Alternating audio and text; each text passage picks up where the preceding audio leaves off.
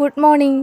എല്ലാവർക്കും ഹാപ്പി വിഷു. എൻ്റെ കുടുംബത്തിൻ്റെയും ഹൃദയം നിറഞ്ഞ ഹാപ്പി വിഷു എൻ്റെ ഈ വീഡിയോ കാണുന്ന എല്ലാവർക്കും കേട്ടോ.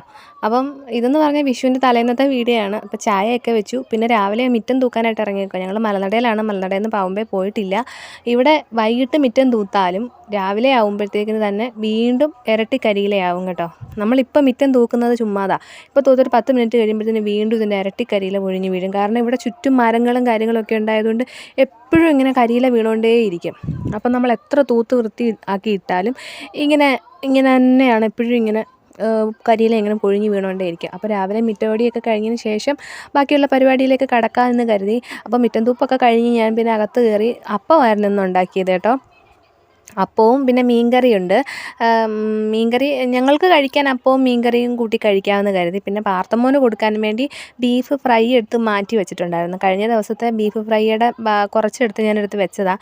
അവന് അപ്പം ഉണ്ടാക്കുമ്പോൾ അതിൻ്റെ കൂട്ടത്തിൽ ചൂടാക്കി കൊടുക്കാമല്ലോ എന്ന് കരുതി. അപ്പം ഞാൻ അങ്ങനെ ഉള്ളൊരു പ്ലാനിലൊക്കെയാണ്. പിന്നെ അരി അടപ്പേ കിടക്കുന്നുണ്ട്. അപ്പോൾ അതിൻ്റെ തീയരിപ്പും കൂടാണ്. അല്ലെങ്കിലും നമ്മൾ സ്ത്രീകൾ അടുക്കളയിൽ കയറി കഴിഞ്ഞാൽ 10 കൈ കാണും അല്ലേ. അങ്ങോട്ടോടി ഇങ്ങോട്ടോടി എല്ലാ ജോലികളും ചെയ്ത് അങ്ങനെയാണ് നമ്മുടെ ജോലി തീർപ്പ്. പിന്നെ എന്ന് പറഞ്ഞാൽ അപ്പം ഓരോന്നിങ്ങനെ ചുട്ടുകൊണ്ടിരിക്കുകയാണ്. പിന്നെ ബീഫ് ഫ്രൈ ചൂടാക്കി അവന് കൊടുക്കാമെന്ന് കരുതി. ഇത് ഉള്ളിയൊക്കെ അരിഞ്ഞിട്ട് ഒന്നുകൂടെ ഒന്ന് വാട്ടി ഒന്ന് ചൂടാക്കിയതാണ്. അപ്പോൾ അവന് അതാകുമ്പോൾ തോനെയും കഴിച്ചുകൊള്ളുമല്ലോ വയർ നിറച്ച്.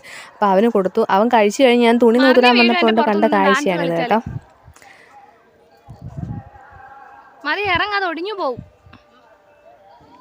മൽബറിയുടെ പുറത്ത് കയറി നിൽക്കുക. ഇറങ്ങാൻ പറഞ്ഞിട്ട് ഇറങ്ങുന്നില്ല. പിന്നെ നമുക്കിന്ന് മീനച്ചാർ ഇടുന്നുണ്ട്. അപ്പം മീനച്ചാറിന് എന്ന് പറഞ്ഞാൽ ഞാനാണെങ്കിൽ ഇത് മങ്കടയോ ചൂരയോ ഏതാണ്ടായിരുന്നു. ചെറിയ മങ്കട കുഞ്ഞുങ്ങളായിരുന്നു. അപ്പോൾ അത് വെട്ടി വൃത്തിയാക്കിയിട്ട് അതിനകത്ത് മുള്ളില്ലാത്ത ഭാഗം നോക്കിയെടുത്ത് അതിലേക്ക് മുളക് പൊടി, മഞ്ഞൾപ്പൊടി, കുരുമുളക് പൊടിയില്ല, ഉലുവാപ്പൊടി ഇത്രയും കൂടെ ചേർത്ത് മിക്സ് ചെയ്ത് ഉപ്പും കൂടി ഇട്ട് മിക്സ് ചെയ്ത് ഫ്രിഡ്ജിനകത്ത് കുറേ നേരം മാഗ്നേറ്റ് ചെയ്ത് വെച്ചതിന് ശേഷമാണ് ഇത് ഞാൻ വറക്കാൻ എടുക്കുന്നത് കേട്ടോ.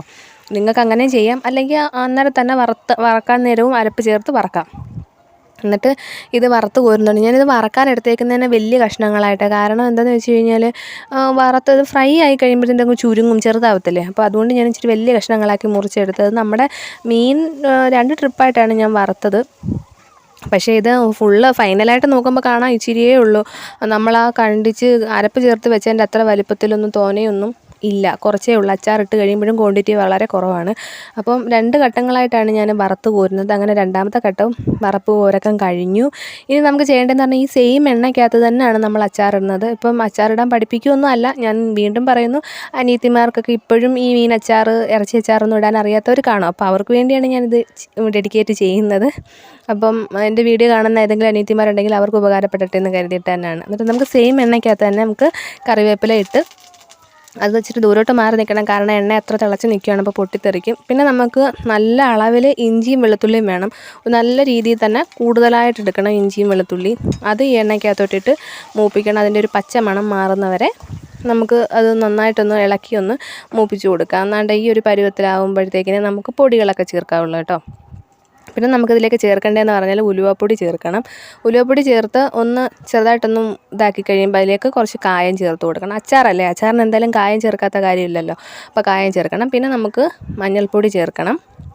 പിന്നെ മെയിനായിട്ട് നമുക്ക് മുളക് പൊടി ചേർക്കണം. മുളക് പൊടി അത് ഓരോരുത്തരുടെ എരിയുടെയൊക്കെ അനുസരിച്ച്, ചാറൊക്കെ തോനെ വേണമെന്നുണ്ടെങ്കിൽ അതിനനുസരിച്ചൊക്കെ വേണം പൊടികളൊക്കെ ചേർത്ത് കൊടുക്കേണ്ടത്.